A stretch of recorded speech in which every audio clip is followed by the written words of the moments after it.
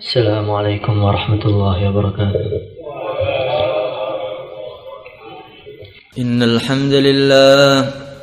الحمد لله نستعينه ونستغفره ونؤمن به ونتوكل عليه ونعوذ به من شرور أنفسنا ومن سيئات أعمالنا.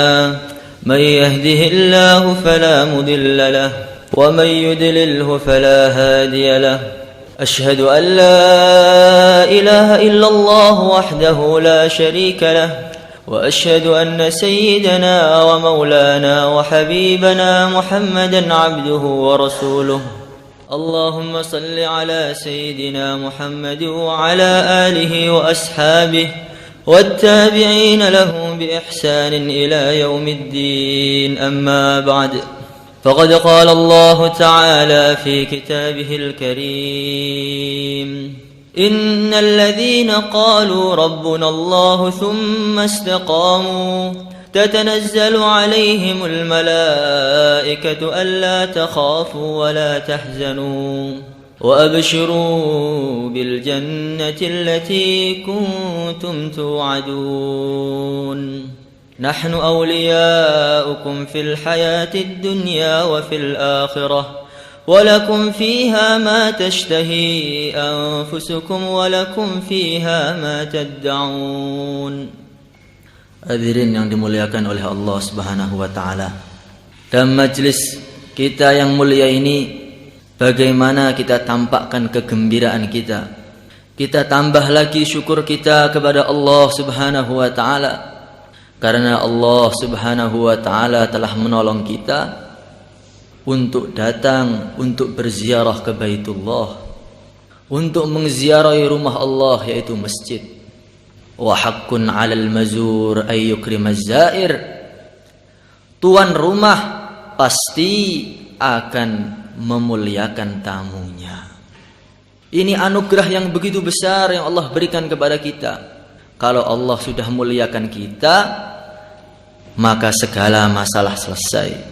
Kalau orang dimuliakan oleh bupati, maka dia ini akan mulia di kabupatennya.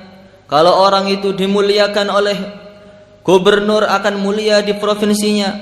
Kalau orang itu dimuliakan oleh presiden, maka dia ini akan mulia di negaranya. Kalau orang dimuliakan oleh pencipta dunia, pencipta akhirat, yang menciptakan langit, yang menciptakan bumi, matahari, bulan, dan bintang-bintang, tentu dia akan mulia dimanapun juga dia berada. Hadirin yang dimuliakan Allah Subhanahu wa ta'ala, kalau Allah sudah menghendaki kemuliaan kepada seseorang, maka walaupun seluruh orang menghendaki keburukan untuk dia, seluruh orang ingin mencelakakan dia, seluruh orang memusuhi dia, mengganggu dia, menghalangi dia, semakin dimusuhi, semakin diganggu, maka dia akan semakin mulia. Sebagaimana Nabi Allah Yusuf alaihi wassalatu wassalam, beliau ini adalah orang yang dimuliakan oleh Allah. Beliau ini adalah orang yang diistimewakan oleh Allah Subhanahu wa ta'ala. إذ قال يوسف لأبيه يا أبت إني رأيت 11 كوكبا والشمس والقمر رأيتهم لي ساجدين قال يا بني لا تقصص رؤياك على إخوتك فيكيدوا لك كيدا إن الشيطان للإنسان عدو مبين. Jadi Nabiullah Yusuf alaihi wassalatu wassalam ini adalah orang pilihan.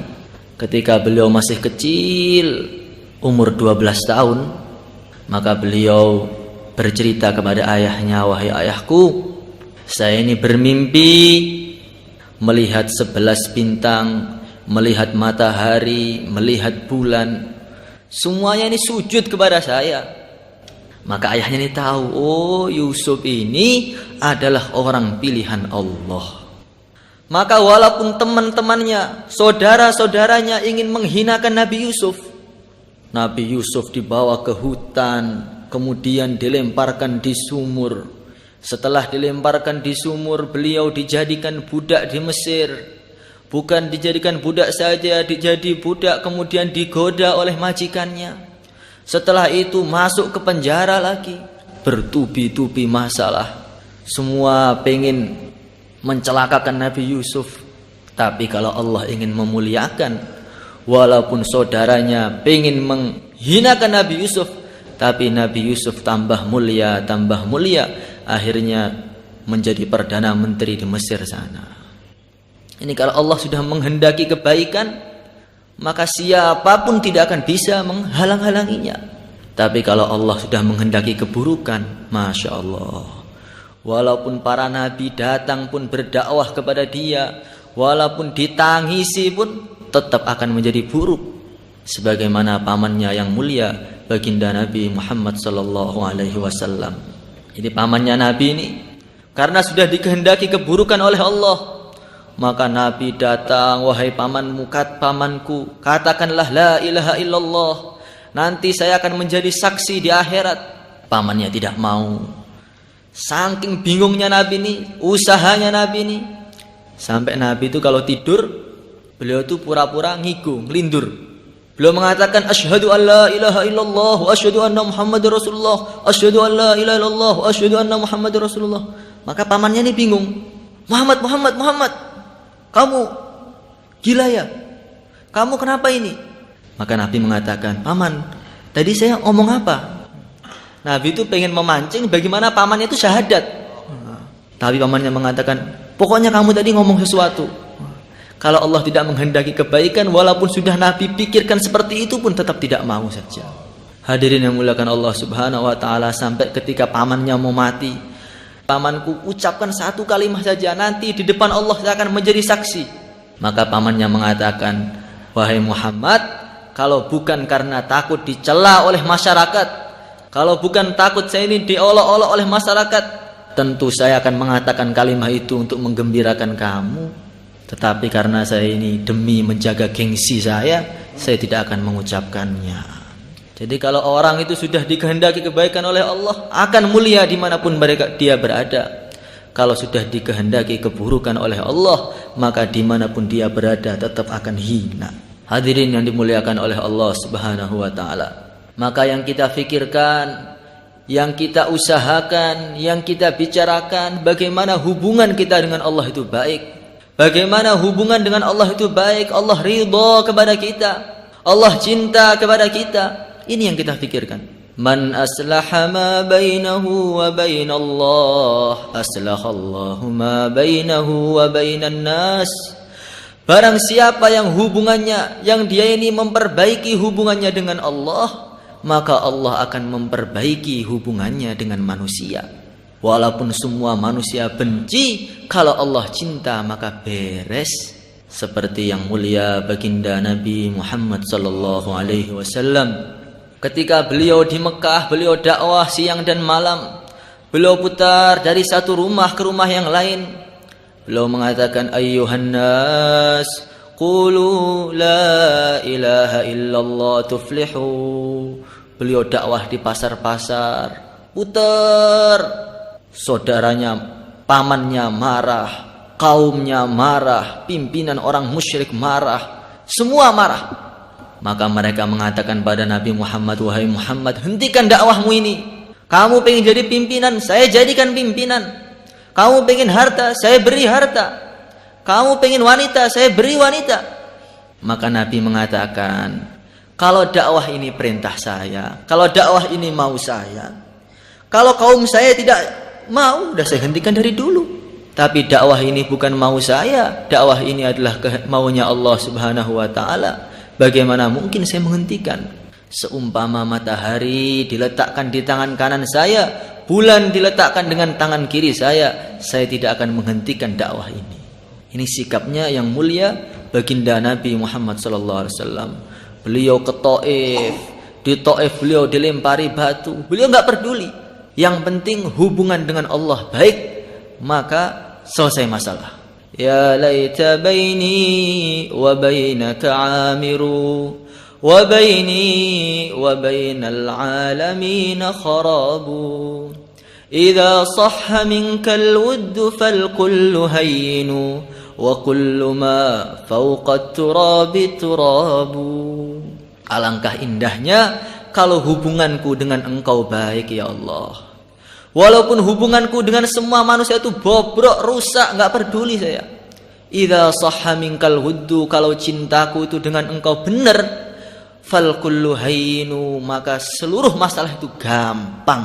Wa kullu ma fawqa turabi turabu, karena semua yang di atas tanah tidak lebih dari debu-debu yang sedang berterbangan saja. Hadirin mulakan Allah Subhanahu wa taala, ketika Nabi hubungannya baik dengan Allah, maka pada akhirnya bagaimana? Maka Allah datangkan orang-orang yang cinta dengan Nabi. Nabi hijrah ke Madinah, maka orang-orang Madinah, laki-lakinya, perempuannya, anak-anaknya keluar semua dari Madinah menjemput yang mulia baginda Nabi Muhammad sallallahu alaihi wasallam.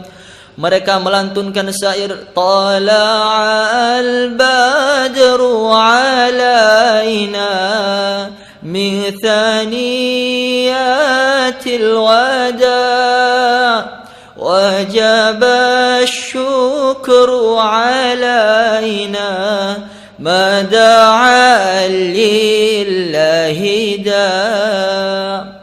Mereka begitu bergembira, telah terbit bulan purnama dari Thaniyatul Wada. Saking senangnya dengan Nabi. Kalau orang itu hubungannya dengan Allah baik, maka Allah akan datangkan orang-orang yang senang dengan dia. Dulu orang-orang Mekah yang memusuhi Nabi mati-matian, akhirnya membela Nabi mati-matian. Ini kalau orang itu pikirannya, bagaimana Allah cinta dengan saya, nanti Allah akan gerakkan makhluk-makhluknya untuk berkhidmat dengan dia. Kalau makhluk hidup tidak berkhidmat, benda-benda mati pun Allah akan perintahkan untuk berkhidmat dengan dia. Seperti Syekh Muainuddin Al-Justi, ketika beliau dalam perjalanan dakwah beliau, maka beliau ini kehabisan air. Beliau nyari ke sana kemari tidak menemukan air, dicari ke sana kemari tidak menemukan air. Maka beliau putar-putar, ternyata daerah situ nggak ada yang Islam. Ada kuil-kuil orang-orang Hindu atau Buddha, berhalanya besar-besar. Maka beliau tanya kepada orang-orang di situ, ini saya mau menghadap Allah, saya minta airnya. Maka orang-orang mentertawakan, nggak akan saya kasih air, cari sendiri sana. Maka Syekh Muinuddin mengatakan, kalau kalian tidak mau cari air, saya akan perintahkan berhala-berhala kalian untuk nyari air. Maka mereka tertawa, berhala kok nyari air, apa bisa? Maka Syekh Muinuddin mengatakan, wahai berhala, saya ini mau menghadap kepada Tuhan semesta alam, pencipta dunia, pencipta akhirat. Kamu carikan air sekarang. Maka seluruh berhala-berhala tadi di kuil itu bergerak semua untuk mencari air untuk Syekh Muinuddin Al-Justi. Jadi kalau hubungan dengan Allah itu baik, benda-benda mati pun Allah akan gerakkan untuk berkhidmat kepada dia. Tapi kalau orang itu yang dipikir bagaimana istri saya gembira, anak saya senang, teman saya ridho, yang dipikir itu temannya, anaknya, tapi tidak pernah memikirkan Allah, ini nanti akan kecewa. Maka di akhirat nanti orang-orang berteriak-teriak, ya wailata laitani lam attakhidh fulanan khalila laqad adallani anidh dzikri ba'da idh ja'ani wa kana asyaitanu lil insani khadzula. Nanti di akhirat orang teriak-teriak, celaka saya, celaka saya. Alangkah senangnya saya apabila saya ini tidak berteman dengan dia. Gara-gara dia itu saya mikir dunia terus. Gara-gara dia saya nggak jadi keluar. Gara-gara dia saya nggak jadi nisab. Gara-gara dia saya nggak bisa khidmat markas. Maka kita nyesel betul, kita akan Masya Allah, ya wailata laitani, seumpama dulu kenalan saya ini orang-orang yang aktif gitu, insya Allah saya ini gembira di sini. Hadirin dimuliakan Allah Subhanahu wa taala. Begitu banyak anugerah yang Allah berikan kepada kita. Kita duduk di masjid mendengar azan, ketika mendengar asyhadu alla ilaha illallah, kita mengatakan raditu billahi rabba wa bil islami dina wa bi Muhammadin rasula. Maka Nabi mengatakan ghufira lahu ma taqaddama min dzambihi wa ma ta'akhkhar Allah ampuni dosa yang lalu, dosa yang akan datang. Cukup mengatakan raditu billahi rabba wa bil islami dina wa bi Muhammadin rasula. Allah telah mengampuni dosa kita yang lalu dan dosa kita yang akan datang. Masya Allah. Begitu banyak anugerah Allah berikan kepada kita. Kita dengar azan, setelah azan kita berdoa, Allahumma rabba hadhihi ad-da'wati tammah was-salatil qa'imah آتي سيدنا محمدا الوسيلة والفضيلة وابعثه مقاما محمودا التي وعدته. Rasulullah mengatakan wajabat lahu syafaati yaumal qiyamah, akan saya syafaati, wajib syafaatku pada hari kiamat nanti. Jadi kita ke masjid, baru masuk masjid sudah dimuliakan oleh Allah. Kita dengar azan, menjawab azan, diampuni dosa yang lalu, dosa yang akan datang. Setelah azan kita doa, setelah azan wajibat lahu syafaati yaumal qiyamah. Setelah itu kita sholat subuh, Masya Allah. Orang wudu, disempurnakan wudunya, kemudian dia sholat 2 rakaat, hatinya dihadapkan kepada Allah, wajahnya dihadapkan kepada Allah. Allah Subhanahu wa ta'ala berjanji akan beri dia surga. Jadi pagi ini kita sudah dapat surga, sudah dapat ampunan Allah, dapat syafaat Nabi, dapat surga. Maka pada pagi hari ini seharusnya, sepantasnya kita menjadi orang yang paling bergembira. Lebih gembira dengan diberi uang 1 miliar, 2 miliar, 3 miliar. Kenapa Kang pagi-pagi sudah gembira, sudah tersenyum-senyum, kenapa? Oh, kamu tidak tahu. Tadi saya ke masjid, dimuliakan Allah. Setelah ke masjid saya jawab azan, diampuni dosanya oleh Allah. Saya doa setelah azan, disyafaati Rasulullah. Saya sholat subuh berjamaah, ini sudah dapat surga. Maka orang mukmin kok sedih? Ini karena kurang syukur. Setiap hari diberi surga, istana dari emas, istana dari intan. Bagaimana mungkin dia bersedih? Qul bi fadlillahi wa bi rahmatihi fabidzalika falyafrahu huwa khairum mimma yajma'un. Katakanlah, dengan anugerah Allah dan rahmatnya hendaklah mereka bergembira. Maka bagaimana pagi ini kita betul-betul bergembira, insyaallah. Hadirin yang dimuliakan oleh Allah Subhanahu wa ta'ala. Kalau orang itu bergembira, gembira, saking gembiranya nanti akan timbul khawatir. Gembira, saking gembiranya akan timbul takut. Jadi gembira, kalau orang itu sudah gembira, gembiranya naik lagi, nanti lama-lama jadi takut.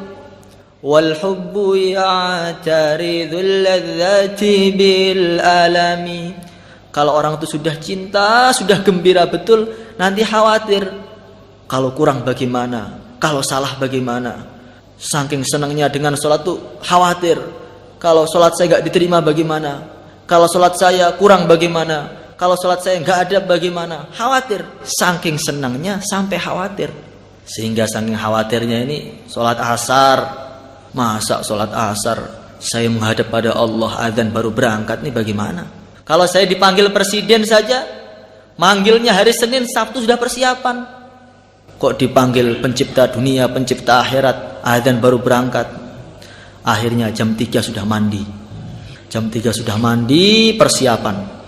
Masih gak puas lagi. Sowan kepada Allah. Masa persiapannya 2 jam, zuhur sudah berangkat. Jadi sholat asar itu zuhur sudah berangkat. Sholat zuhur, subuh sudah berangkat. Sholat subuh, isya sudah berangkat. Lah, di masjid terus nanti Pak? Iya, keluar 4 bulan, 40 hari. Maka dulu Syekh Ilyas ketika awal-awal dakwah jamaah 3 hari. Pada awal-awal dakwah ini belum terlalu tertib. Jadi jamaah itu setelah sholat tidur, nunggu sholat lagi, tidur lagi, nunggu sholat lagi, tidur lagi. Maka ada satu ulama bertanya pada Syekh Ilyas, wahai Syekh, santri kamu tuh amalannya kok aneh sekali. Sholat, habis itu tidur, sholat lagi, tidur lagi, itu amalan apa itu? Maka Syekh Ilyas mengatakan, apakah kamu gak pernah baca hadis? Intidharus sholah ba'da sholah kadzalikumur ribat. Menunggu sholat setelah sholat itulah perjuangan yang terbesar. Jadi kita di markas nunggu saja, zuhur, nunggu asar, ini sudah satu perjuangan yang besar. yang akan Allah beri surga. Apalagi nunggunya dengan taklim, apalagi nunggunya dengan baca Quran, nunggunya dengan sholat, dengan tidur saja itu dapat pahala. Tapi bukan berarti suruh tidur terus, itu bukan. Akhirnya bayan juga tidur, itu bukan begitu. Ini maksudnya orang nunggu sholat itu begitu banyak pahala yang Allah berikan kepada kita. Di samping kita bergembira, bagaimana kita itu menampak, kita agungkan amal agama ini. Jadi sholat itu kita agungkan, kita besarkan. Seluruh amalan agama ini bagaimana kita besarkan. Jangan dianggap biasa. Karena amal agama ini perkara besar. Walaupun tampaknya jauhlah, biasa saja. Dari satu rumah ke rumah lain biasa saja. Ini enggak biasa ini. Ini pahalanya sampai arsy ini. Ini pahalanya bisa naik sampai ke arsy sana.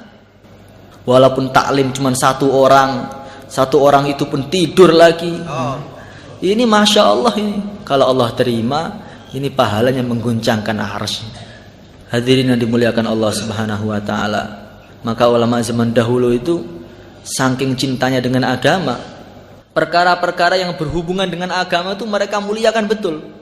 Syekh Zakaria yang ngarang Fadil Hamal itu, kalau beliau itu pulang khurud, pulang fisabilillah, maka debu-debu yang ada di kaki ini diambil semua, kemudian dikumpulkan sampai satu wadah. Beliau mengatakan kepada keluarganya, wahai keluargaku, nanti kalau saya mati, debu-debu ini kamu campurkan di air yang untuk memandikan saya. Karena debu ini adalah debu-debu yang menemani saya ketika keluar fisabilillah. Jadi debunya saja mahal. Sampai ketika Nabi ini safar dengan sahabatnya, debunya berterbangan, anginnya begitu keras. Maka orang-orang pada sahabatnya itu pada nutup hidungnya. Maka Nabi mengatakan, wahai sahabatku, kenapa kalian nutup hidung? Ya Rasulullah, ini debunya keras ya Rasulullah. Nabi bersabda, innaha ladhariratul jannah. Jangan ditutup, debu-debu itu akan menjadi minyak wangi di surga nanti. Jadi debu fisabilillah itu jadi mulia. Baju yang kita gunakan untuk keluar itu jadi mulia. Sayyidina Sa'ad bin Abi Waqqas, di rumahnya itu ada kotak, dalamnya itu ada baju yang begitu kumal, lusuh sekali. Beliau mengatakan kepada keluarganya, wahai keluargaku, ini ada baju yang lusuh, yang kumal. Nanti kalau saya mati, kamu kafani dengan menggunakan baju ini. Karena baju ini adalah baju yang saya gunakan untuk membela agama bersama Nabi di Badar. Jadi perkara yang berhubungan dengan agama ini mulia. Sendal yang kita gunakan untuk keluar itu mulia. Baju yang kita gunakan untuk fisabilillah itu mulia. Maka bagaimana sekarang ini kita memperjuangkan agama supaya diri kita ini jadi mulia. Kalau diri kita hanya di sawah, hanya di toko, maka jadi orang biasa. Tapi kalau diri kita ini kita gunakan untuk fisabilillah, kita gunakan untuk memperjuangkan agama, mengembirakan yang mulia baginda Nabi Muhammad sallallahu alaihi wasallam, maka diri kita ini akan menjadi mulia.